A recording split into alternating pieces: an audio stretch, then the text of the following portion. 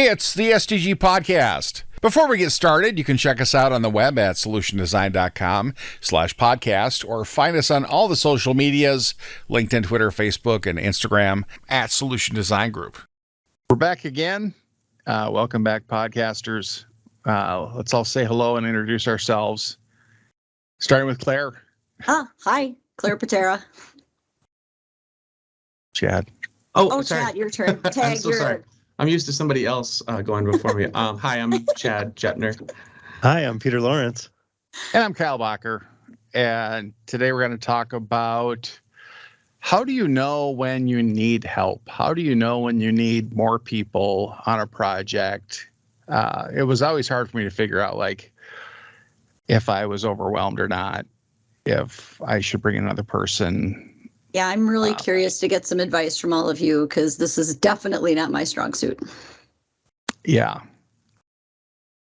So I haven't worked on a lot of big projects, but I know there was one time where I should have gotten help, but instead I spent a week beating my head against a wall, Just trying to be a developer and have a skill set that I just didn't have. And that was a bad idea. That was a rookie mistake. That is a rookie mistake. I didn't know JavaScript.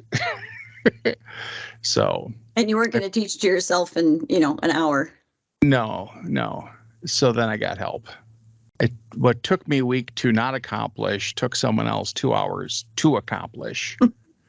So. Was that somebody, Peter? Was Peter the one that helped you? I think it was Mel. Feels like a Peter thing to do. I don't think I did it in this particular case. I think I have helped Kyle in the past in 2-hour increments, but I think this was after his week-long journey of non-learning. There was some spreadsheet help you gave me one time. Yep. And I don't remember all the times. There's just so many. I'm a helper. He was so helpful that I actually just played video games. Nice. No, I'm kidding. Kyle, did you get new glasses? These are my monitor glasses. I have like 100 pair of glasses because I'm losing them. I put stuff in my pockets and it becomes like a rock grinder, like for making agates, and destroys everything in there. And yeah, I should probably go to the eye doctor. So on a big project where you have multiple people, like, how do you know you need to add people? Let me ask this question. Let me ask it a different way. On every big project, do you always want to add people, especially at the beginning? No. I mean, I think it goes in phases, right? Like, you got to understand, one, what you're building, how you're going to build it, like put the solution together, put the architecture together, put all that stuff together, and actually get to a point where you can do, some minimal feature, right? And drive towards that. And you want to get your patterns in place, your frameworks in place, and all of that stuff. And that's not something that you start, that's not something that you just ramp up a 10-person team to do immediately, because you're going to have 2 busy people and 8 folks that are just like waiting for the busy people to be done with the thing they're doing. Right. Okay.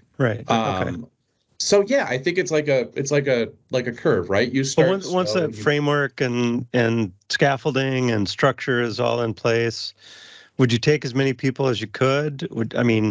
Obviously, there's limits to everything, right? Like, you can't put 1,000 developers on a project on day 200 and say go and expect anything other than complete chaos and destruction. But yeah, I think it's once you have built up like whatever Scrum, Agile, whatever methodology you're using to manage the project itself. Once you build up either your backlog or plan out your sprints or get enough stories, actionable stories, well-defined you know what stories, you're building. Yeah. Then you can kind of ramp up a little, like kind of a lot, right? And you just don't want to get too far ahead of your skis where you're in a situation where like you have a tech lead and they're not able to look at, or they're not able to do proper code reviews. They're not able to do proper oversight of everything. And then just like things start moving at such a rapid pace where you're building on top of maybe bad patterns or bad ideas, or, refactoring opportunities get harder and harder because you didn't catch, So yeah, you can ramp up pretty quick, but you've got to find the sweet spot for whatever, as far as developers go, number of developers per tech lead or per, whatever that role is defined as for your group. There's a number there. And I think it's, it's in the single digits. It's not a double-digit number. It's kind of a feeling too, right? Like as a tech lead, you'll feel like, oh, I've got too many people, or, oh, I don't have enough people for the amount of work that I'm creating. Yeah, and then it hits this point of diminishing returns pretty soon too, right? Like where it's, what you you might not really know when you don't have enough people, but you absolutely know when you have too many people. Yeah. Yeah, you're right. It's mostly a feeling, and it's 100% dependent on the people. But it is. I mean, it becomes pretty evident, right? Like if work is being put off or not picked up because you weren't able to help folks out with understanding something or with providing direction or anything else, then yes, you have too many people, right? When you're the bottleneck. Yeah. When the tech lead is the bottleneck, you've got too many people. Yeah. That makes sense. So you might, if you do need more people, more horsepower, you're not going to add one person. You might be adding a person or a developer and a tech lead. I mean, if you can split the work up that way, yeah. Like a lot of projects, you'll be able to split it up into like a couple of different work streams, right? Like we're building something massive, and here's an integrations work stream, and here's a data science work stream, and here's just kind of a traditional app dev work stream. And each of those streams could have, a tech lead assigned to them. It could have a handful of developers on each. And you can even like mix and match developers from one stream to the next, and it's probably not a big deal, but it does get really, really tricky. I mean, too many streams, and just like Ghostbusters, Yeah. Chad, is there an optimal number of developers per, like the ratio of developers to tech lead? Is there like a, like you talk about it in school and classrooms? I mean, does that carry over to like a big project? Yeah. Right. Yeah. Yeah. What does it vary I don't by have project? a great answer. Yeah. I don't have a great answer. I think it's dependent on the project and dependent on what you're building. Like if you're building just like commodity IT services, that ratio is probably pretty high. Or you could probably have a lot of developers to the tech lead, right? Like if you're just building a web app with patterns that everybody knows. Right. Go build a landing page, go build a this, go build a that. Everybody sort of knows what they're doing. And here's a bunch of CRUD operations type screens. Right. We don't need, that stuff it's different, as opposed to like, here's this absolutely strange data science problem that, you're going to have, it's going to take a while to dig into. And the patterns are going to be way different than anything people, I mean, that's going to be something completely different. So, yeah. I don't know if I answered your question. It varies. Yeah, it varies. Okay. It kind of varies. And it varies by the teams. Yeah, it varies is always such a cop-out answer though, and I hate doing it all the time. But like, I think the key is though, like if you like truly, if you're building a commodity thing, right? And we used to do like a lot of LifeRay portal stuff, or any kind of portal thing, or any kind of web page or web app, or even like mobile. Like a lot of those things are not. I don't want to say they're not difficult in their own way, but like the patterns are fairly well established there, right? You don't need to research the best way to, I don't know, save, do JPA queries or, ORM stuff, right? Like all of that stuff has been done to death for the last couple of decades, and we don't need a ton of direction, right? Like all of your developers and your tech lead can all be developing, and, you can be pretty efficient pretty quickly. But if you break out of that and you're starting to, you do, a lot of like, I don't know, industry specific things, it gets trickier and trickier. Well, and I get why you don't like the answer. It varies, right? It's not a cop out though. I mean, could you imagine how boring life would be if everything was not variable and We do it it was all. easy to do this stuff. Like you didn't need We have all the people who data. could We know think it all now. creatively. Yeah. Yeah. What I've experienced is like, when there's a skill gap that needs to be filled by someone on a team. That's pretty obvious. Okay, we need a person that can do X. And like Chad was saying, when you have too many people,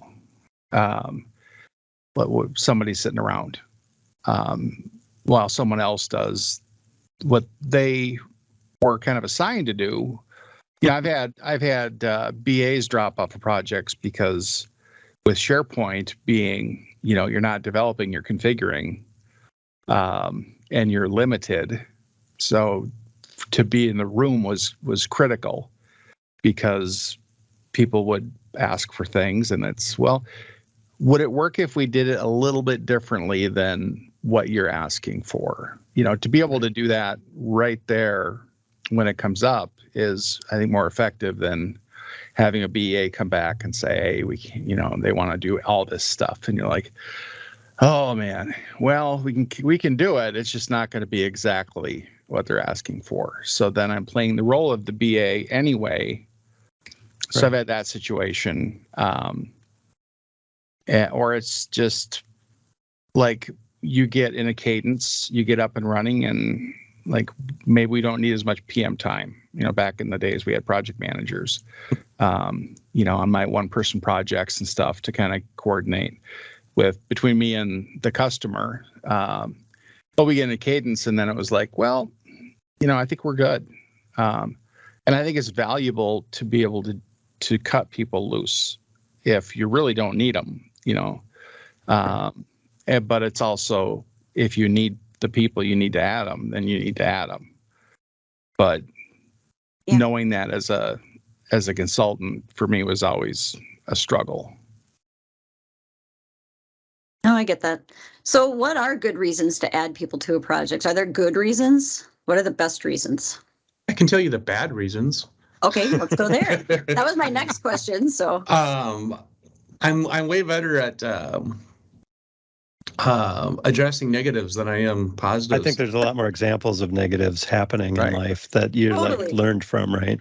Yeah. I mean, just the idea that adding more developers is going to get something faster, right? Like, it doesn't. I mean, maybe, right? In some cases, more developers is absolutely going to be more helpful. But if you're pushing it up against the deadline and you're going to be a month late, 2 months late, right? And you've been on a project for a year or 2 years, adding a developer to help you get something done, 4 weeks sooner after being on a project for 2 years is not going to work out, right? Because you got to have 2 years of domain expertise. There's all this other knowledge that goes into it where, I mean, just getting somebody on board is usually a few-day process if they're really, really good. Right. It's usually, it's rare to see a developer come onto a team, come onto a project, and actually be able to commit code within that same week, right? So don't try to just adding people to make a deadline happen sooner or to make something deliver a little bit quicker.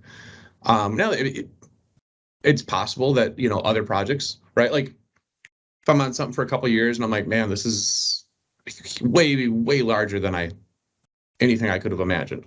Right. Then I'll probably ask for one, like find opportunities to split it into, like I said earlier, split it into different streams, and kind of have those work independently, and then size those streams according to whatever that domain is. That's doable, but that's not like a get me this tomorrow kind of thing. That's a well planned, Well, and I don't know if any of you guys have read it, but there's a book, and I've never read it, but the Mythical Man Month, and I'm pretty sure the SDG Book Club read it at one point. But that book addresses exactly what you're talking about, Chad, right? Like you don't just throw people at a project because it's running behind, because the ramp up time isn't worth the extra bodies. Honestly, it just doesn't help. I've seen that firsthand. We're going to add 3 consultants because we need to get this done in 2 weeks. And it's like, well, that's not going to really, like, the ramp up time, and somebody like giving them the work to do, delegating that stuff. It just didn't work out very well. Never has that ever worked out well. What also doesn't work, though, is saying, well, we have 2 weeks left. We have this many people.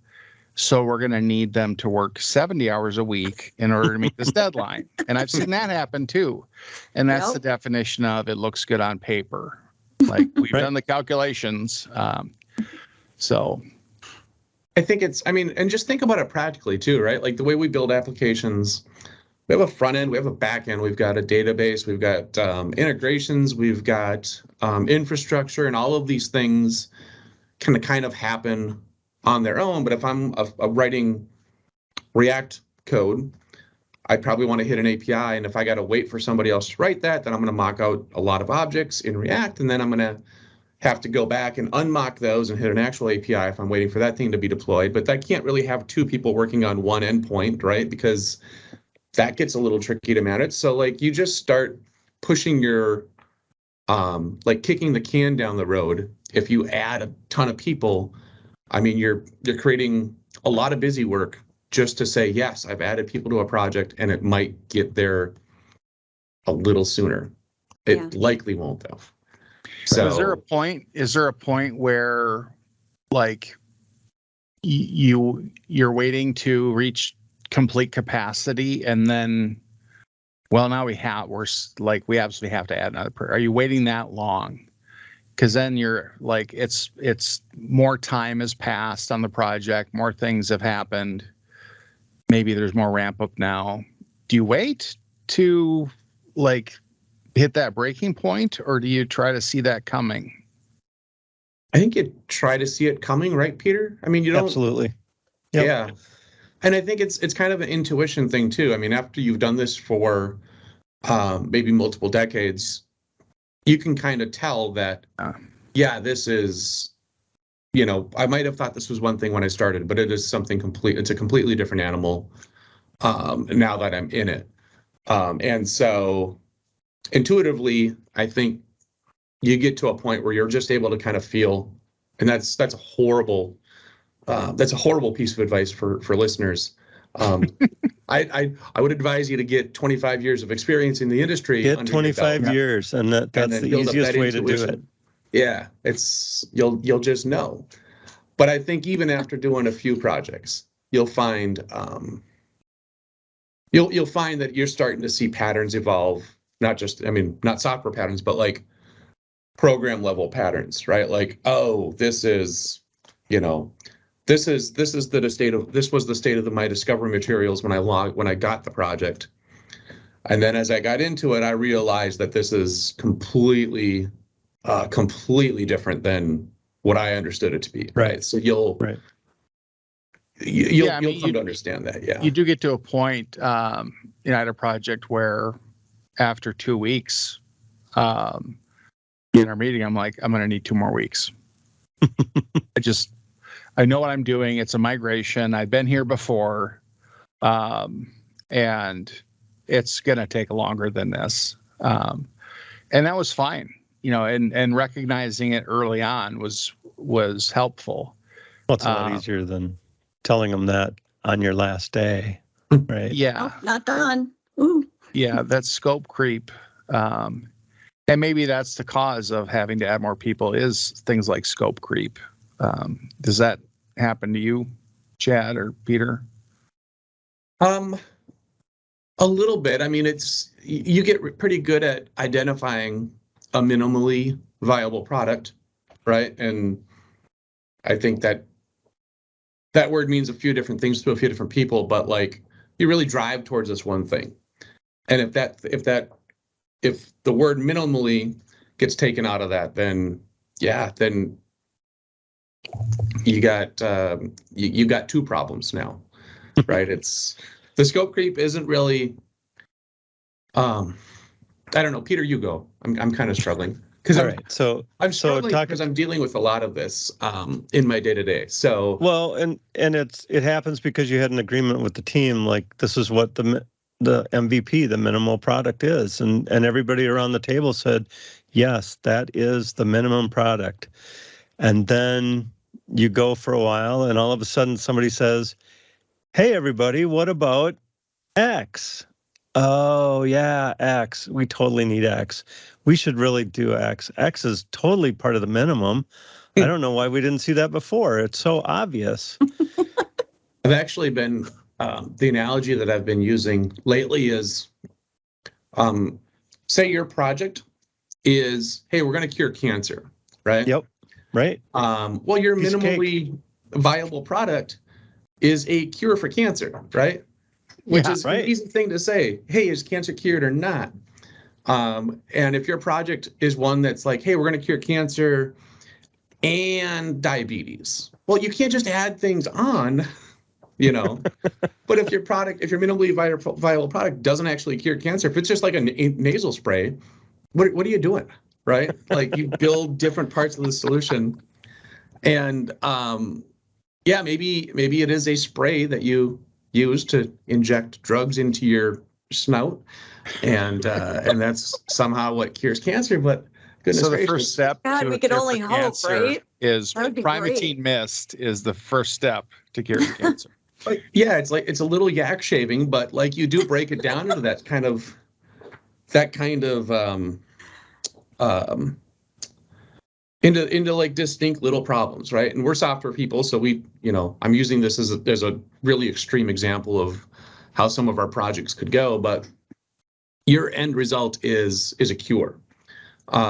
Getting there, yes, there's a delivery mechanism, and there's a lot of science, but you can't put science on a timeline and just say, oh, well, we thought we'd have, We will discover the cure in 8 weeks. Yes. Right. Yeah. Well, I'd like to think that the problems you guys have to solve are a little bit easier than trying to cure cancer, but Thankfully, yes. that's a good Yeah. analogy. Yeah. So Yeah, let's talk. Let's come down away from the teams a little bit and maybe talk about some individuals. Do we have to? Well, we could talk about an individual. Thanks for Not being me, with us please. today, Claire. Not me, please. So, in your day to day, like, how much time should you spend trying to figure things out before you ask for help? So I try to, it's like, spend 15 minutes and then call me. If you can't get, at least Google something, at least, but don't, don't spend 2 hours on something that I can do in 5 minutes. That's just not a good use of your time. So, but it's hard to like get people to ask for help that way, because people want to figure their own stuff out and learn how to do it. So how do you, I guess, how do you regulate that yourself with what you're doing to make sure you're making the best use of your time? The first thing you do, like you said, is try, right? Try to solve the problem. Try to solve or to complete the task, whatever that task is. And in so doing, hopefully you'll determine how big that task really is. Like, oh, this was a 5-minute task and I'm done. Ta-da. Or, oh, this is now that I've scraped away the little silver thing and revealed the pin number underneath, I realize that this is a 5-day task. Right. Or I Googled it and I found 3 different ways to tackle it and I don't know which is the best, right? Right.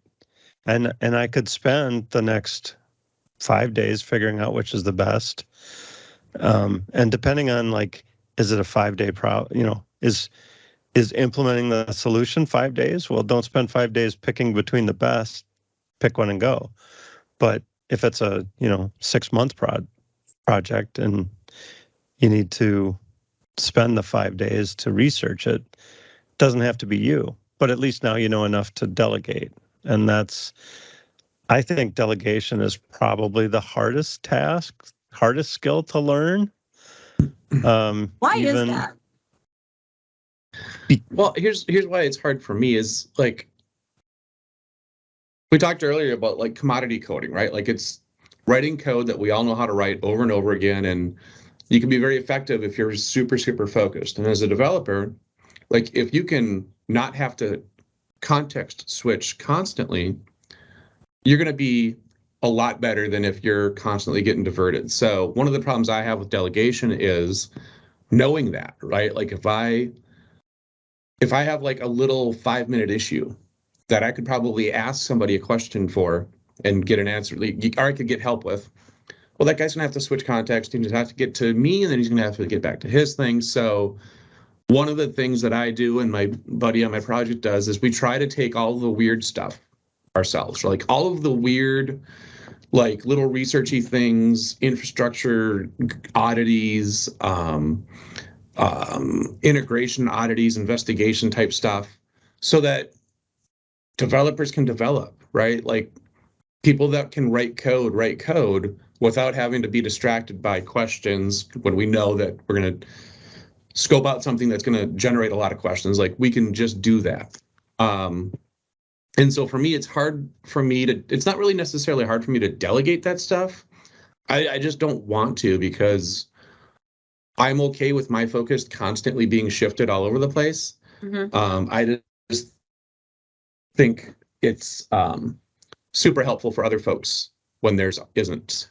Yeah, so you've assigned yourself the role of troubleshooter, essentially. Yeah. And you're not delegating so as not to distract and have the customer have to go tell someone you need to add people to your project because you were distracting people with other questions. Yeah. It's more of for me, not delegating is more of trying to keep things as efficient as possible. It's not that I'm just hoarding issues myself or trying to, or I'm unable to delegate really. It's just that I know that focus matters. And when you delegate things, you are intentionally kind of breaking focus a little bit downstream or upstream or somewhere. So I don't know, Peter, what you were going to say something too, right? So I was going to say, delegating is also sort of the adding someone new, but on a much smaller scale, right? I'm going to add someone to this team of one to do this task, and now I have to bring them up to speed on all the information that I have in my head that I've gathered over however long I've been doing whatever we're talking about, right? Like if it's a project, from the beginning of the project, I know everything about the project because I've been here all the time. And now I have to share the important things and not share the not important things to try to get that done. And sometimes it feels like, well, that's going to be more intensive and take almost as much time as it is to get that task done. I think with delegation, it's avoiding pain. There's a short-term cost, the pain of, the ramp up and the handoff. Right. There's going to be a long-term benefit, but you have to get past that short-term pain to get there. And a lot of times it's just like, well, I'd rather actually spend another 2 days of my time beating my head against the wall than spending an hour trying to explain everything and then answer questions and involve another person. I have a hard time like adding people or include, like, I just want to do it all myself. But you can't. Like you have human limitations, and it's like, but I think that also delegating to the right person, adding the right person is critical. I worked on a project where we tested, everything was fine.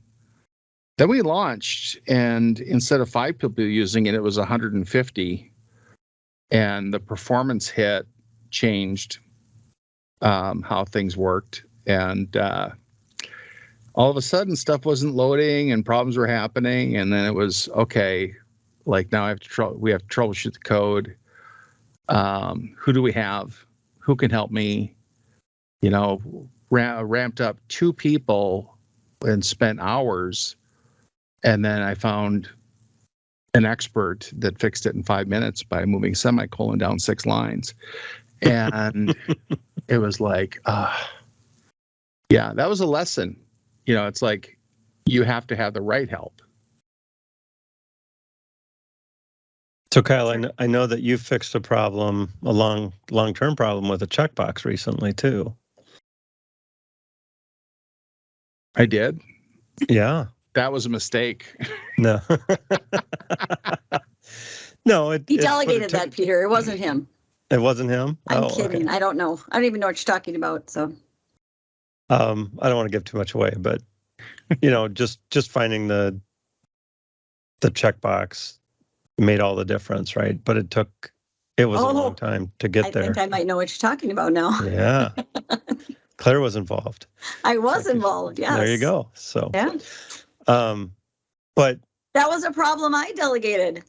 See, there you go. To the right person. To the right person. Look at that. But again, you know, if you don't delegate that problem may not go away because you may not know about or find the checkbox for a really long time. Right. And I think experience helps with that. I think another problem with delegation is that it's kind of like sharing the spotlight or sharing the, you know, having two people in the gold medal podium, right? Like, yeah, it's a challenge, and especially, you know, highly motivated consultants like we are, we like being the people that solve problems. I mean, I love putting on a fireman hat and putting out fires. Who doesn't want to be a hero? Right. You know, like I'm a micro hero several times a week, and it feels good. I love recognition, and I like to save the day and help people out. But then you're right, like that, whether it's conscious or not, that sharing of the spotlight. I think it's if you see it as a defeat that you had to get help. That's my problem. That's one of my problems. Is I feel like if I have to ask for help, it means that I failed in some way, shape, or form, and that's not the case at all. Obviously, you failed to do time travel, I think, is the real problem there, right? Or failed to learn something. I mean, I love to learn new things too, and I love problem solving. It's one of my favorite things to do. So I kind of like digging in and trying to figure things out, but at the same time, to Kyle's point, right, you can't do all of it all the time. So you have to trust other people and trust that even if they're not an expert, that they're going to put the time in to try to solve the problem. And it doesn't have to be the same way you would do it. No, in software development, that's the beauty of it, is there's a million different ways to do it right. Yeah. Even if Chad's is the only one he thinks is right. Chad's way is the right way, right? There's the Chad patterns and there's the anti patterns. I don't know. I just have certain predilections. And who doesn't? Yeah. And when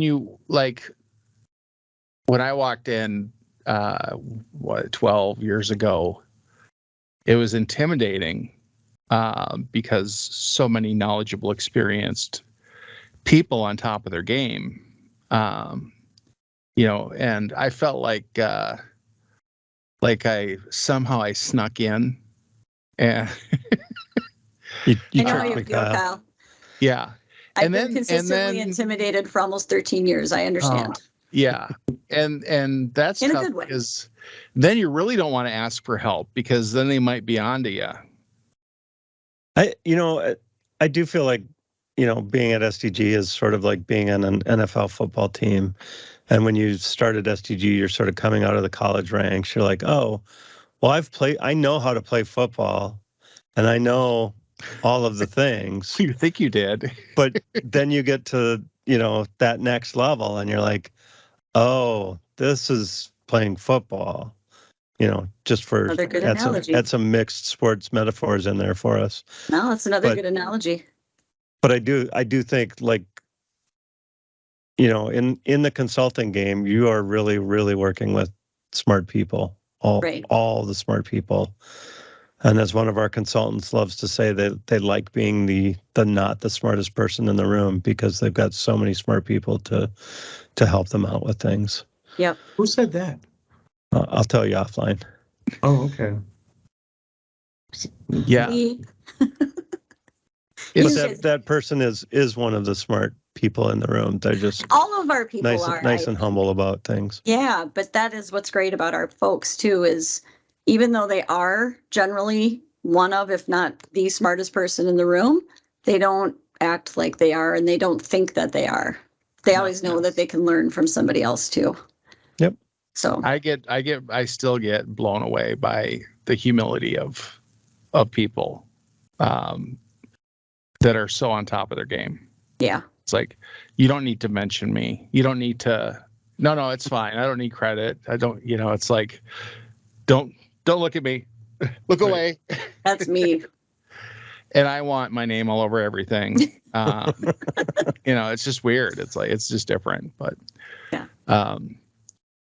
Have we gotten off topic? I think so. Let's get back on topic. What was the topic again? So how do you know? Adding bodies, getting help. How do you know when to ask for help? How do you know, like, increasing the size of your team, decreasing the size of your team? Just knowing, kind of having that feel. That's like one of those side effects, one of those things that is experience. It's, you're a developer. You can cut code all day long. You're awesome at it. But there's all these other things you learn along the way. I get more anxious about decreasing the size of a team than increasing, right? I mean, yeah, I don't always have the best gauge for when you should do that. I mean, if you're out of stories, you're out of stories, right? If your backlog is empty, your backlog is empty, you probably don't need a full massive team.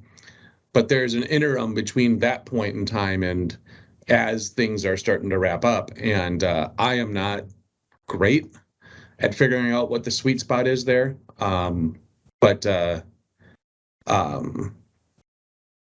So I tend to just hold on for a little longer. It's rare to have the whole team cross the finish line at the same time, right? The whole team that's been involved, and that the other people that you've picked up along the way, you're like, hey, come with me, and then get to the finish line, all of you. It's usually like, well, okay, this one drifts away, but it's hard to let them go because you're a well-oiled machine when they've been there, right? Yeah. Yes, and it's like being the person that doesn't need to be there at the finish line. Well, I came in to do this part of it, and my part's done, so I can head out the door.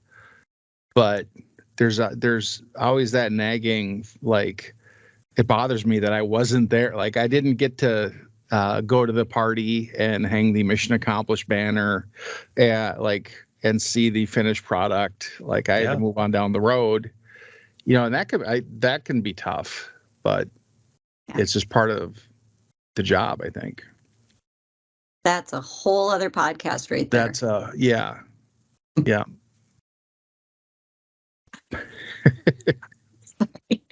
So Chad, and Peter, and maybe Kyle, I know it's been a while since you've been out consulting, but I consult for SDG now. You do, I know. What do you mean? But are there, I don't even know what my question is. Are there ways of doing things differently that might keep you from having to do that mad rush at the end of a project and, get the help you don't need? Not sure even the question's valid, or the right question for this conversation, but I think, keeping that project, everyone involved in the project, up to date on where things are at certainly helps with that. I know at some of the projects that I've been on where we've had very optimistic deadlines at one point in time, and then you just communicate, and like, right. That was a very optimistic deadline that we selected. We should not go live with that date. We should go live when our MVP is actually ready. Yeah. Maybe it's maybe some kind of other issue is going on that's taking up the time. It's like, well, we need to deal with, maybe we need to adjust and restructure and take a step back and look at, where we're at and how things are running and make adjustments there first. Or, like right sizing in the first place. I remember, when I would build servers, it's like, okay, well, I'm like, I want to get this. Well, what are the minimum system requirements? Well, let's just do that. It's like, don't make me go with the minimum system requirements, because we're going to get an update, a patch, something's going to happen in a month. And all of a sudden we need more thunder. That's funny, Kyle, because thinking back on all the servers that I've seen built with sort of what's the minimum we need for this? Like, and it gets spec'd out, and then very shortly after you're speccing out the upgrades or the replacement servers, because, oh yeah, that was the minimum. That was exactly the minimum that we needed. But we don't want the minimum experience. We want the maximum experience. And I think some of that goes with teams, right? Like, what's the minimum team to get a project done? Well, it's probably one developer, right? That knows everything and does all the things. But it's going to take a little time. I think back to Claire's original question, though, it's one of the things that you try to get good at is keeping a consistent team, right? And measuring that team's velocity. Right. Not like I get ornery about like story points. Like, what is a story point? What is, these arbitrary units of measure, however minuscule we make, like however precise we try to make them, they're still mostly arbitrary. And whenever we put story points on a story that we're going to develop, it's always kind of a guess, right? But if you can keep a team together, and if you can keep a team happy, then eventually you're going to learn what their actual velocity is in a way that is meaningful for planning, and way more meaningful than a story point, right? Like knowing, oh, this guy kind of overestimates things and then like delivers things faster. This guy does the opposite. Keep that all track in your head. You don't get too caught up in all of the agile philosophies around like, hey, let's do a retro and let's try to fix that, right? Like, nah, just you'll eventually know. One way or the other, you'll just know. So keeping a consistent team, good or bad, you'll have high velocity fellas, some folks that are a little lower velocity, and you'll just kind of realize, okay, for the given amount of work in a healthy backlog, we've got our sprints planned out. You'll see the work go like this, hopefully, God, and you'll know kind of, you'll have a good feel. Like I have a good feel for the project I'm on now, like when we might start shedding a guy or two and where we might start shedding a guy. Okay. But I also know like if X, Y, and Z happens, then there's no way we're going to lose anybody. And then if this happens, then we're going to add folks. Right. So like there's a familiarity and a comfort level you get with your team and their work habits and their velocity and their ability to estimate work. Because on our teams, we try to estimate it together as much as possible. And it just becomes a little evident if you're paying attention that, yeah. I always ran into, when like the perception that my guess was a promise, like this is an estimate, and then try like, how do you educate up and say, well, this is my best guess, and then for me, all you're guessing, you don't know, like how do you communicate that and say, well, our best guess right now with the information we have is we need this many people, take this long, because you never can walk in knowing for certain how things are going to go, but you might be held to it. For me, I consistently, I hear one word and I repeat that word, but I say something else. Like I will hear, well, our timeline says this. I'm like, yes, our estimates brought us to this point, right? So that everybody understands that the timelines are built on estimates. And if one guy is consistently saying timeline without qualifying that with that it's comprised of a lot of estimates, and estimates are guesses. And I repeat that over and over and over again until I hear somebody else say it. Then I'm like, okay, now we know, okay, we're estimating a timeline and we think this might be where we're at. And we can stomp our feet and we can say, nope, this is the timeline. This is what you all agreed to, right? Like, but that's just not effective. It's, yes, we all estimated, we all got to this spot. You can say we agreed to it or not. Right. Whatever, right? It's semantics at that point. We estimated this, it's taking longer. Or we estimated this, and I'm actually always just as bummed, not really bummed, but I don't like things when we throw out estimates. I don't like to come in too soon either, because then that's a different set of expectations that you set yourself up for. So estimates are estimates, and I always try to, get somewhere in that middle 50%, not the bottom 25, not the top 25. Don't deliver too fast. Don't deliver too slow. Yep. You will find, what do the kids say today? There's going to be a vibe, right? And once you catch that vibe with the team, with everybody else, that feeling will carry through. Once the team is vibing. Yeah. Vibing. There's a verb now. It is. It absolutely is. To build on your point, Chad, I will say that there's always sort of a 5-point story that takes forever and a 13-point story that gets done way too fast. But as long as you keep it to 1 or 2, every couple of sprints, it's not, you feel like you're doing your job well. And but there always somehow seems to be like, everybody agreed this was so easy, and it turns out it wasn't. Yeah. So what are some telltale signs you need to ask for help? Working too long every day. Stress. Breaking out in a rash. I am rash free, so I'm good now. Listeners, I've not a rash in my body. Good to know. Hey, there we go. A whole rash thing, Emily, if you want. Those are all valid. Working too many hours. I'm very fortunate. I don't have. I enjoy working. To a big degree. I really like what I'm doing, and so when I work extra hours, as long as my client doesn't mind, I'm happy to do it. And SDG does really nice things for us when we bill a little extra. So I don't mind any of that at all, ever. I will tell you the biggest sign is when you don't say no to anything.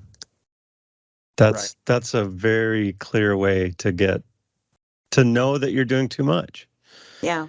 Because wasn't it one of you that told me that there is no word for no in China, in the Chinese language? Oh yeah, that was me.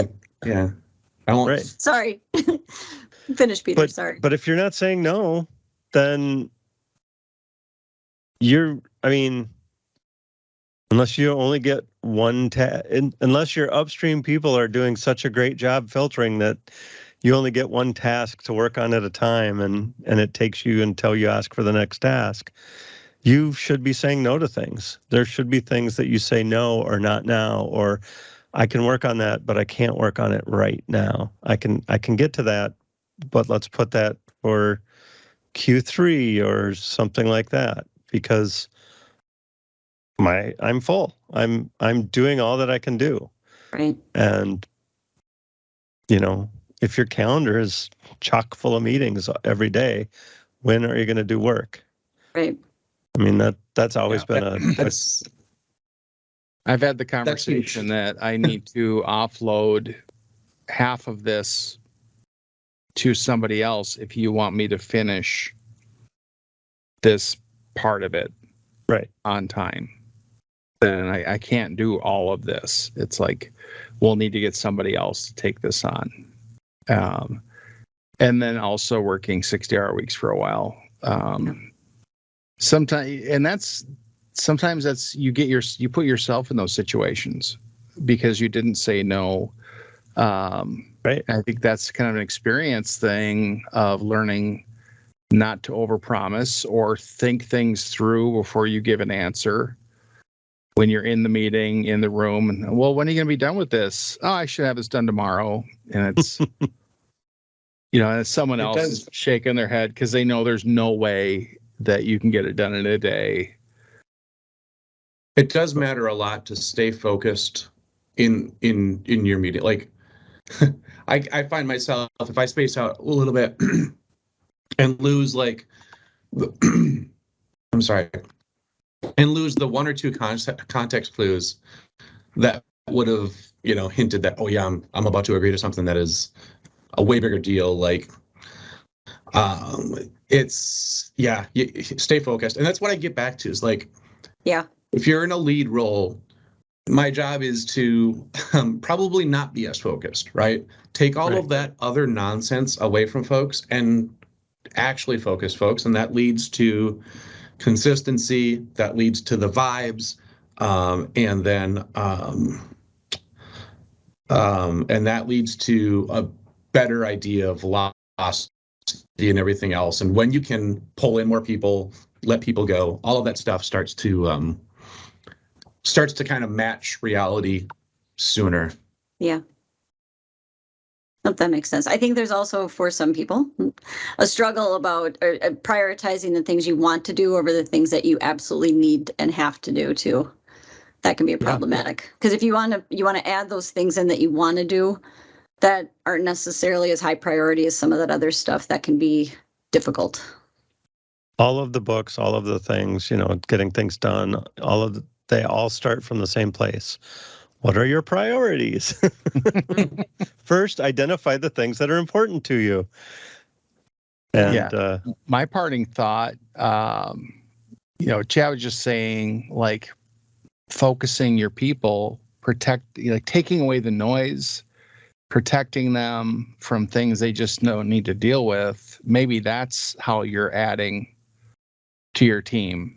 Maybe it's not adding a body. Maybe it's removing obstacles and giving them more focused time to get things done.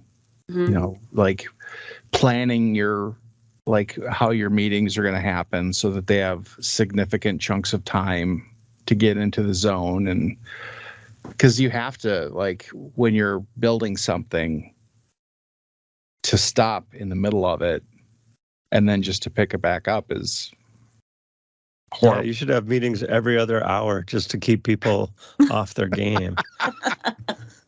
No.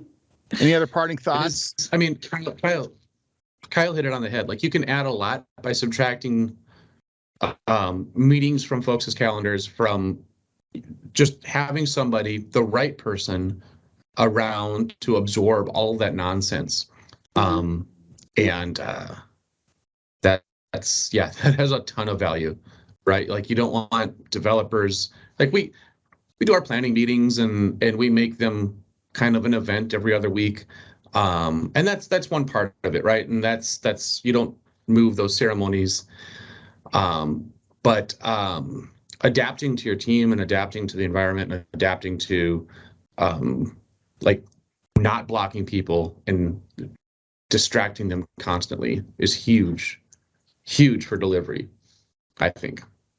I could be completely wrong. What do I know? My parting thought is just say later instead of just say no. That's a good one. Multiply it by 2 and add 5. I heard that from we had a week-long project management training at a company I worked for many, many years ago. And it's like, there's no such thing as no. There's yes with money, yes with time, yes with resources. I'm like, no, that can't be right. Yeah, that's not good. That's not good at all. No. Awesome. Well, I think we beat that to death. Wow. I'm kidding. No, thanks for letting me hang out, guys. Thanks for I learned a lot, and you've definitely in this moment motivated me to at least try to get help. Get help, Claire. Get help. Exactly. And with that, Let's say goodbye, everybody. Goodbye, everybody. Bye, everybody. So long. See ya. Solution Design Group is a digital product consultancy in Minneapolis. Check us out on the web at solutiondesign.com or look for us on Facebook, Twitter, LinkedIn, and Instagram at Solution Design Group.